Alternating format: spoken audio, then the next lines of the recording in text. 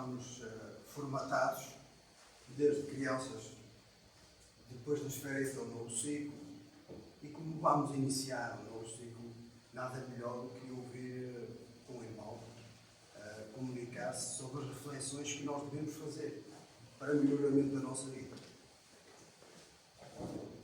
João Nunes Maia tem um pequenino livro que foi excelente para as minhas férias, que é excelente para qualquer um ler nas férias, qualquer um, e mesmo sem ser férias. O livro é mesmo pequeno, tem 56 páginas, mas diz muito. E então eu aproveitei este livro das férias para vos trazer o que, no fundo, melhor eu agarrei deste livro. Que não é nada mais do que a cirurgia moral. Havia de haver médico para isto, não havia? A gente ia ao hospital, olha, doutor, eu tenho aqui um problema de inveja, de ciúme.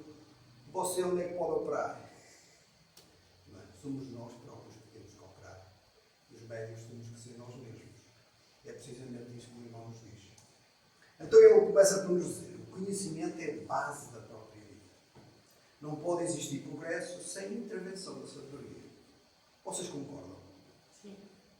Nós hoje, aqui, com as dificuldades todas que temos, com as virtudes todas que temos, somos o quê? O acumular do conhecimento das várias existências que nós tivemos até cá.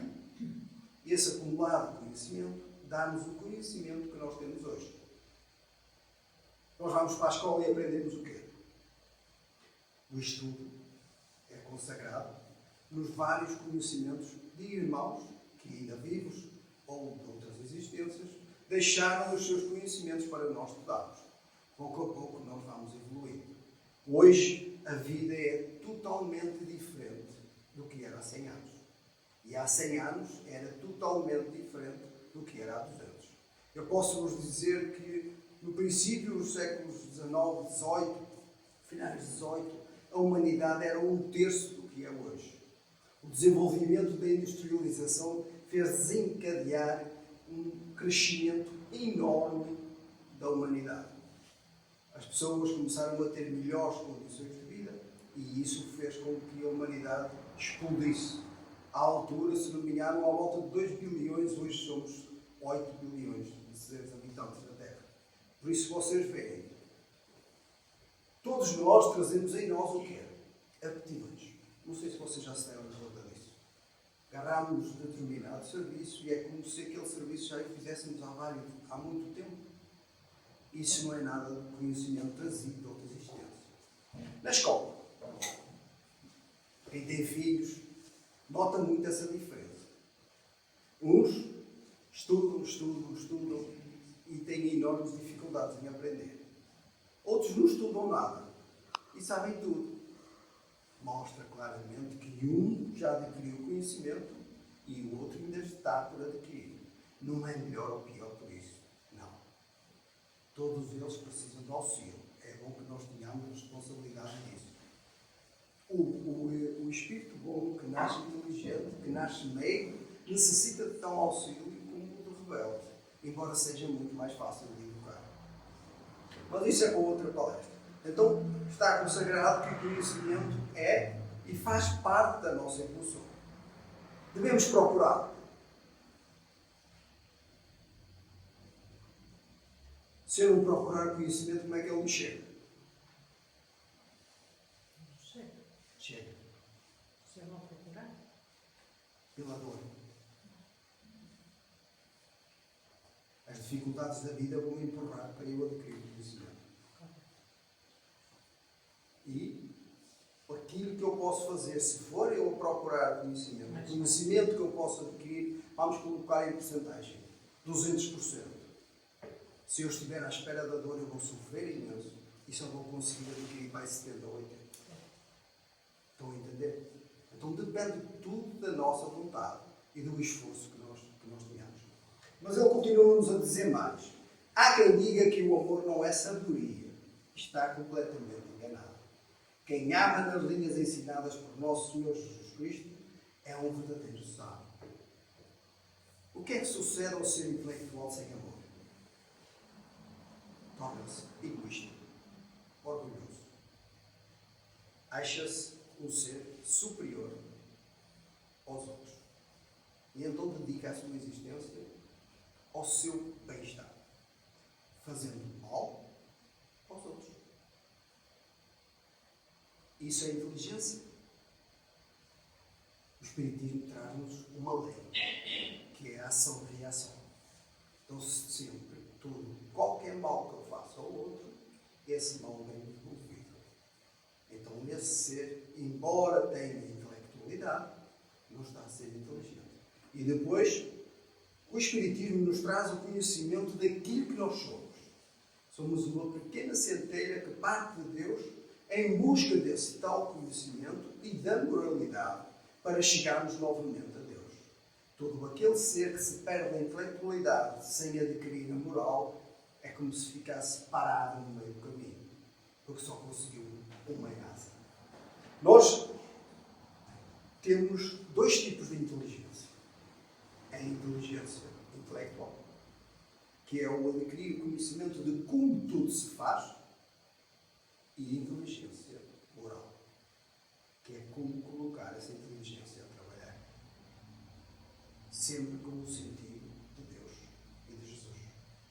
Colocar a minha inteligência, a inteligência de todos nós, ao serviço de Deus, como o filho pródigo que regressa à casa, sabendo de tudo o que já passou, mas que a força maior estava no Pai. Depois, ele diz-nos assim: a educação interna, objetiva, intercâmbio nas esferas exteriores. Vocês concordam?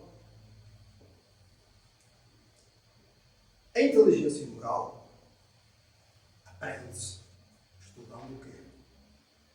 Estudando religião, estudando filosofia, estudando Deus, estudando tudo que nos leva a Deus, compreendendo o que está certo e o que está errado.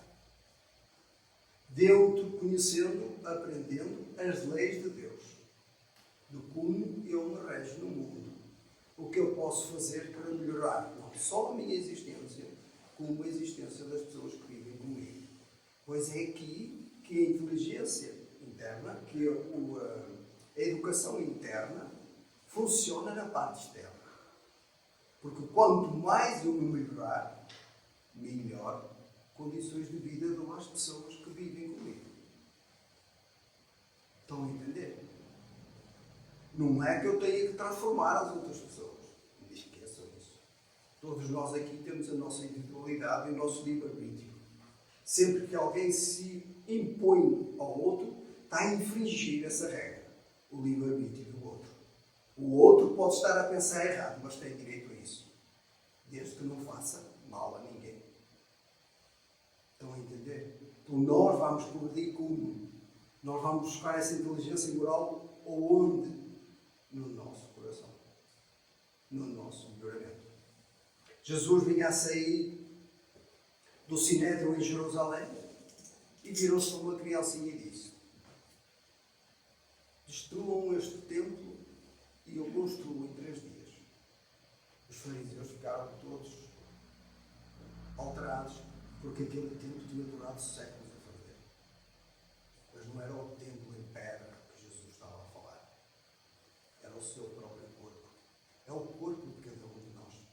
Então a melhor forma de nós evoluirmos para Deus não está no exterior, mas sim no nosso interior. Deus é quê para vocês?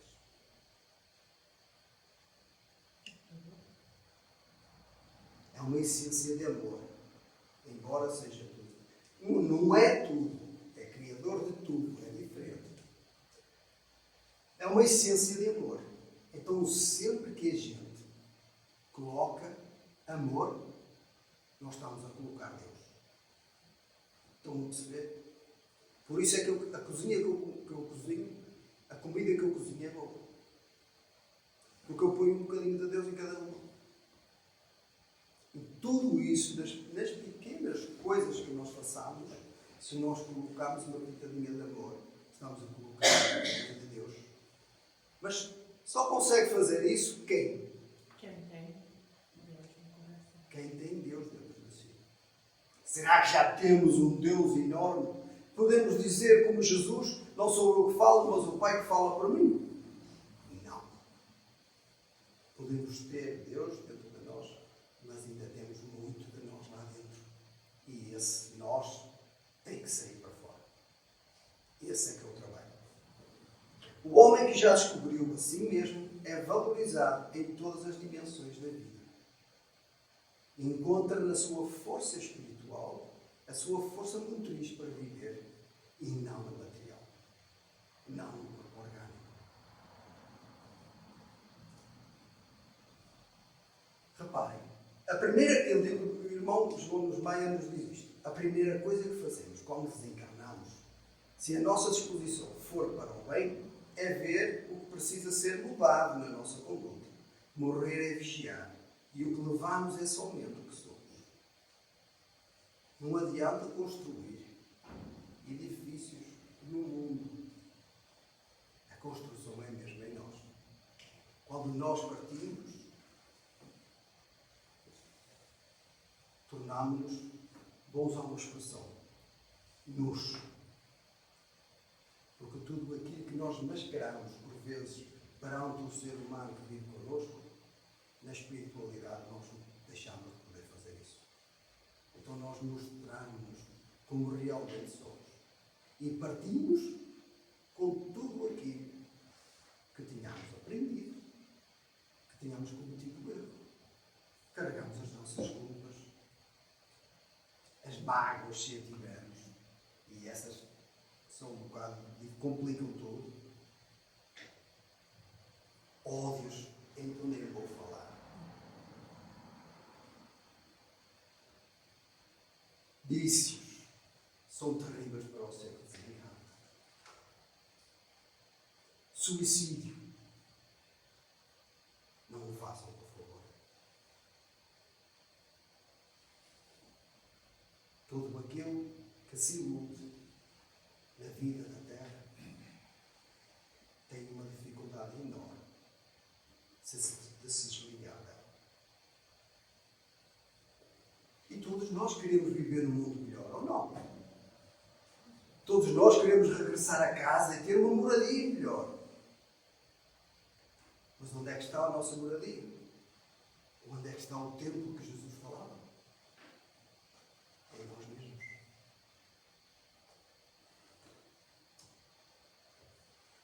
Ele nos diz ainda: ganha o teu tempo servindo e não exigindo, amando e não pedindo amor, trabalhando e não explorando o trabalho alheio, abençoando e não pedindo benções, sem que haja o teu esforço na aquisição da tua paz. Não vos faz lembrar nada a oração de Francisco de Assis, onde ele se dirige para o Pai e pede tudo para o próximo e não para ele. Faltará muitas existências para nós podermos viver assim? Provavelmente.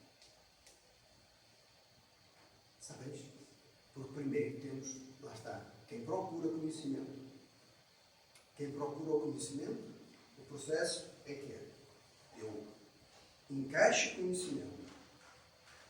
E depois o trabalho qual é? Retirar de dentro de nós o homem velho que eu trago do passado. E aí é que está a dificuldade. Porque eu começo a aprender como devo proceder.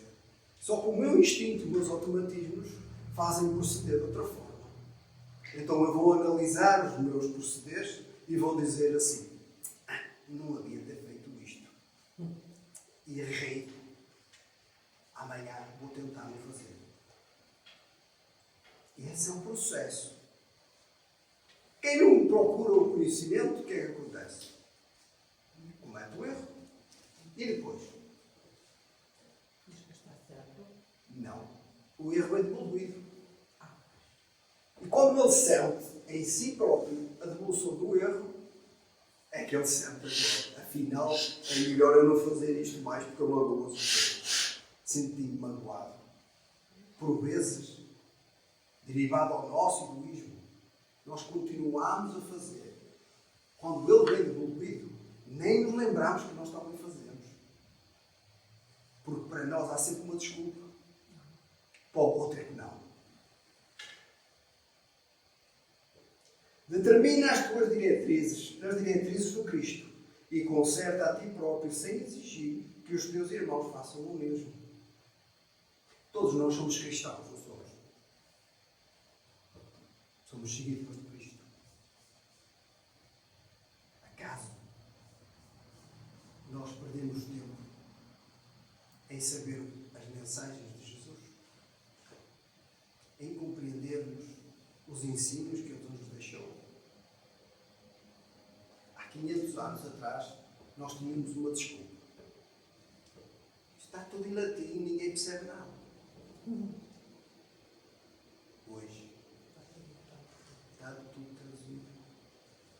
Tem vários irmãos espirituais que nos vêm, aliás, auxiliar na reflexão de como devemos compreender. Acaso nós perdemos tempo com isso? Em ler? Reparem que nós somos repetentes nas nossas dificuldades. Nós vimos várias existências passar a mesma dificuldade.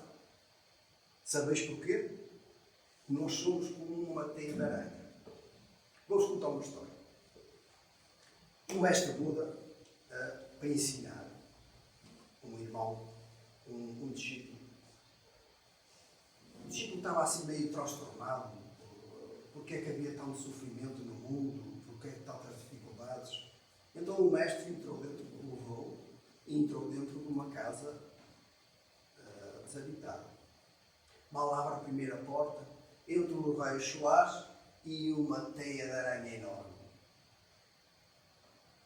O mestre Buda pega no pau, destruiu a teia de aranha. Não matou a aranha. E fez-se embora sem dizer nada ao discípulo. O discípulo assim, está estranho. No outro dia a seguir, entraram na mesma porta. Os raios solares a bater na teia de aranha, estava novamente tudo construído. O mestre pegou no pau, destruiu a teia.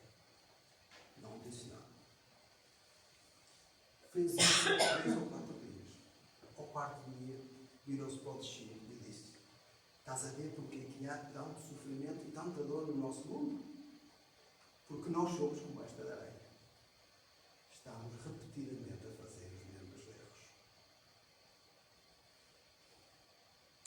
Isso vem instintivamente connosco. Não adianta nós aprendermos, sabermos o conhecimento e não retirarmos de dentro o que está errado. É preciso virar o vasilhame ao contrário e deixar de ter. O que nos trouxe até aqui, as dificuldades que nós passamos hoje, são a culpa dos erros que nós cometemos no passado. E se nós não fizermos a mudança, se não nos melhorarmos, amanhã, com uma nova existência, estaremos aqui novamente com as mesmas dificuldades. Porque Jesus, Deus, não quer que ninguém morra, mas quer a mudança de toda a gente. Quer o melhoramento de toda a gente.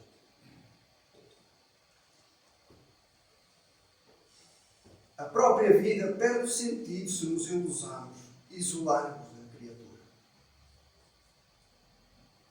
Elas têm algo que não possuímos e nós doamos a elas certos instintos que a natureza nos deu. Vemos nisto a presença de Deus, levando-nos ao amor de uns para com os outros e assim aprendemos a amar por amor. Nós temos necessidade de interagir. A pessoa introvertida, o que é? Fecha-se nos seus próprios conhecimentos e tem muita dificuldade em socializar. Tem muita dificuldade em amar. É muito desconfiada, porque está presa nos seus próprios pensamentos. Deus colocou-nos a viver como sociedade para que nós aprendêssemos uns com os outros.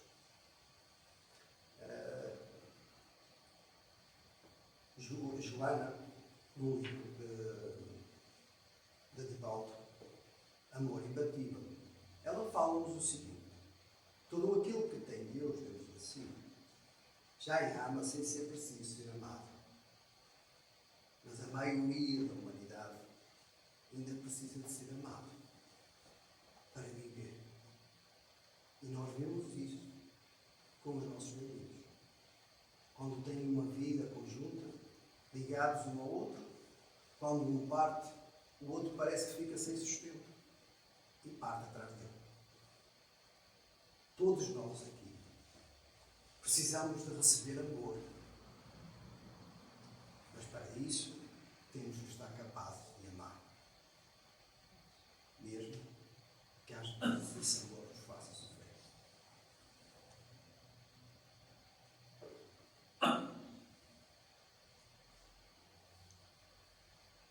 Cada um cuida da sua própria conduta. Chama-nos a atenção para não estarmos a olhar para aquilo que o outro faz. Se falares sobre o que fazes de bom, começas a corromper o bem que intentas realizar. Vou escutar outra história. Havia um senhor que tinha 3 filhos e queria saber, essa história vem nos regular, e queria saber qual dos 3 era mais responsável para ficar a reinar no lugar dele. Então o que é que faz? Deu a um uma ovelha, a outro um vaso cheio de leite e a outro um bolo. E disse-lhes assim: olha, vocês vão até à corte vizinha e entregar isto ao rei dessa corte. Os filhos ficaram todos contentes. Então, pá, eu faço tudo para o rei. Por lá fora, o quê? Com a ovelha, o que é que vocês acham que ele ia fazer?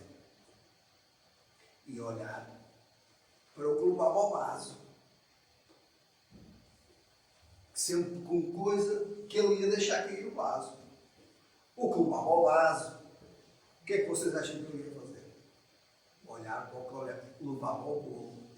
Que era para ele não deixar cair o bolo. E o que levava ao bolo e olhar para o que levava a ovelha. Quer dizer que nenhum deles ia preocupado com realmente o seu trabalho. Vocês já sabem o que é que isso nos fala. Lá no meio do caminho a ovelha fugiu. O que levava ao vaso deixou cair o vaso para correr atrás da ovelha. O que levava ao bolo deixou cair o bolo para agarrar o vaso. Nenhum deles chegou com responsabilidade. Isto mostra-nos claramente o que é que Deus espera de nós. Não é estarmos preocupados com o que o outro faz. Porque nós já temos as nossas próprias preocupações. Já temos os nossos próprios problemas. Ou devemos olhar para o outro com a compreensão e o amor necessário, se ele está a precisar ao seu. Senão, não devemos ver se ele está a fazer bem ou se está a fazer mal. Porque ele tem direito. Lembre-se do livre-arbítrio. Quase todos nós somos pais. E uma futura mamã, não é? É engraçado que nós vemos os nossos filhos crescer e pouco a pouco vamos perdendo a responsabilidade. Vamos continuando a ser pais. Mas consoante eles vão crescendo, a responsabilidade nossa vai desaguando para eles. E devemos saber viver isso. Cada ano que passa, devemos saber abrir a corda para que eles assumam as suas próprias responsabilidades. Nós somos tutores temporários. Amamos sempre. Enquanto somos vivos, depois somos vivos na mesma, mas do outro lado, o amor não se estica. Tenham cuidado agora. Nunca guardes o que escutar dos outros, se não se enquadrar nas linhas do bom comportamento evangélico. Quem é que o irmão nos chama a atenção de quê?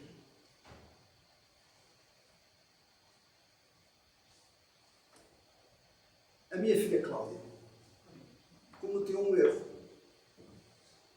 Hoje.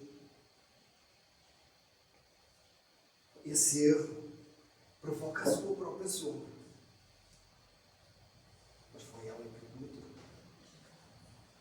Eu vi, tomo conta do erro, e hoje chegava aqui e contava-vos a todos. É tudo um exemplo. Se ela cometeu erros, não sei que eu não estava a pôr. Embora estivesse com ela, não sabia o que ela estava a fazer. O que é que eu ia fazer? Aquela sombra do erro que ela cometeu, eu ia estar a espalhar a sombra por vós todos. Ela foi responsável, ou teoricamente era responsável pelo erro que ela cometeu, pela sombra que cometeu. Mas eu sou responsável por espalhar essa sombra por vocês todos. É isso o que acontece quando nós usamos a maledicência. Eu contava-vos outra história, mas é melhor não dá tempo. Lembra-te de um dito popular: entra num ouvido e sai pelo outro. Escutar é norma comum a todas as criaturas. Entretanto, guardar o que se escuta é serviço do bom senso nos espíritos despertos para a luz do bom entendimento. Só devemos ouvir e guardar aquilo que nos faz propósito, que nós entendemos como bom para nós, tiramos proveito. Aquilo que não tiramos proveito é melhor que o outro fique com ele. E não andemos a falar de um lado, a transportar essa sombra de um lado para o outro. Tenham cuidado, que a fala tem um peso enorme. O que é que sucede quando eu falo? Porquê é que vocês compreendem o que eu falo? O cérebro automaticamente visualiza as palavras que eu falo. E vocês estão a ver a imagem que eu estou a transmitir pela fala. Então, quando a gente fala é algo mau, o outro está a transformar a imagem desse mal. Se ele concorda e se guarda esse mal consigo, estão a entender? O pensamento, o nosso pensamento tem uma ação preponderante no nosso ser. E as companhias que nós andamos a circular de um lado para o outro. Não são as companhias encarnadas, são as companhias desencarnadas, que se associam a nós com vários propósitos. Com um propósito bom, como eu caminho e auxilio o bem. E com um propósito mau, como eu caminho e auxilio o mal. Então nós continuamos a sermos responsáveis por tudo aquilo que pensamos. Por isso Jesus nos dizia: orai e vigiai. Porque enquanto oramos, a nossa mente não vai para onde não deve. Está em vigilância. Precisamos de andar a repetir as orações? Não precisamos disso. Temos imensos livros que nos auxiliam a refletir, não só na vida de Jesus, mas como exemplos de vidas de irmãos anteriores que já passaram na Terra e nos trouxeram o seu exemplo para que nós pudéssemos aprender com eles. A criatura que não faz uso da alegria está sujeito a ver a tristeza invadir o seu peito e desfazer os mais renomados valores da vida. Esse bem-estar de que falamos está, de certa forma, ligado às coisas espirituais. Eu há pouco falei do introvertido. O extrovertido é completamente diferente. Está sempre bem com tudo. Sempre disposto a ter alegria. Mas isto tem muito a ver com o ser espiritual que habita no corpo. Nós, para nos dar uma ideia, nós temos vários pontos da reencarnação. Mas dois são mais preponderantes, que têm uma, como é que é dizer, nos dão uma faixa mais direcionada. Quando nós aceitamos, ou quando nós somos auxiliados, por exemplo, o André Luís teve o seu tempo nas umbralinas, foi para o nosso lar, fez parte dos trabalhos do nosso lar, aprendeu o conhecimento espiritual, desenvolveu-se nele de uma forma enorme. E o que é que sucedeu? Ele quando reencarnar, ou se já reencarnou, ele vai fazer o plano, vai se auxiliar no seu próprio plano evolutivo. Então, quando reencarna, vem com uma aceitação enorme das dificuldades que vai encontrar na vida. Vem preparado para a vida. Vem de uma forma geral, traz a alegria espiritual com ele. O outro ponto é quando nós reencarnamos das zonas umbralinas, diretamente para o corpo físico, sem termos adquirido conhecimento, sem termos feito parte do nosso plano evolutivo do reencarno, e vimos rebeldes às leis de Deus, e rebelde a tudo. Até quando está um dia de sol reclamam. Por tudo e por nada estão a reclamar. E isso cria feitios de dificuldades enormes. Quando nós aceitamos Deus e entendemos o primeiro mandamento de Jesus, amar a Deus sobre todas as coisas, a nossa vida fica muito mais simples. Deixamos de retaliar, deixamos de entrar em desespero, entregamos-nos nas mãos de Deus, porque se sucede algo, é porque Deus é o melhor para nós, como Espírito. Reparem que um milénio na vida espiritual não é nada. Um século na vida espiritual é um ápice. Então as nossas dificuldades na vida são pequenos entraves que nós temos que nos limpar. Lembremos-nos disso. Que Deus e Jesus estão no comando.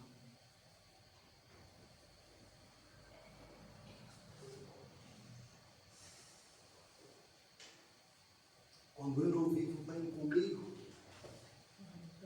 o perdão é muito difícil. Tudo o que me sucede é culpa do outro. Vejam o que o irmão diz. O perdão é mais fácil num ambiente de alegria. A alma introvertida, que não é capaz de doar pelo menos alegria aos outros, bem como o egoísta, perde as sensibilidades que dispõe do espírito a compreender. A pessoa fecha-se em si próprio e só ele é que importa. Torna muito mais difícil viver. Não tem amor, não sabe amar, para não buscar outros entraves que trazem consigo. Precisam de auxílio. Precisam. Por isso é que nós convivemos uns com os outros. Para nos darmos os exemplos de como devemos proceder.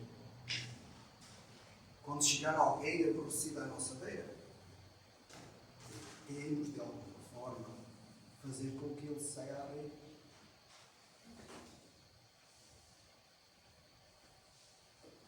Às vezes não é fácil. Porque reparem, ninguém se salva por ser tocado pelo arrependimento. A maioria dos habitantes portugueses são católicos. Mas esqueçam, não adianta ir ao bar confessar os nossos pecados. Porque eles ficam lá, não é mesmo? Eu vou-me confessar, pronto, está tudo resolvido. Onde é que ficava a lei de causa e efeito? E o mal que eu fiz? Deus perdoa. Deus não precisa de me perdoar. E eu é que eu preciso de buscar o perdão.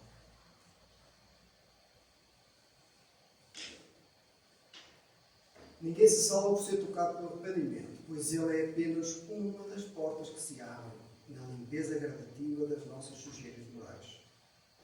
Enganar a nós mesmos é disfarçar o exterior, exteriormente. Porém, por dentro, continuamos o mesmo espírito, dotado das mesmas intenções que antes alimentávamos. Quem é que já não passou por algum cometimento que trouxe uma consequência direta desagradável. Uma bebida, mais bebida com que devia, um mal-estar enorme e não volto a fazer isto. Estou tão arrependido de ter bebido o último copo. Não volto a bebê-lo. Eu não sei que eu bebi. E depois, passar 2 dias ou 3, volto a fazer o mesmo. Eu falo aqui no copo, mas pode ser em várias coisas. Por isso é que não adianta o arrependimento. É necessário mudar. E por vezes não, maioritariamente, só mudamos quando a dor chega.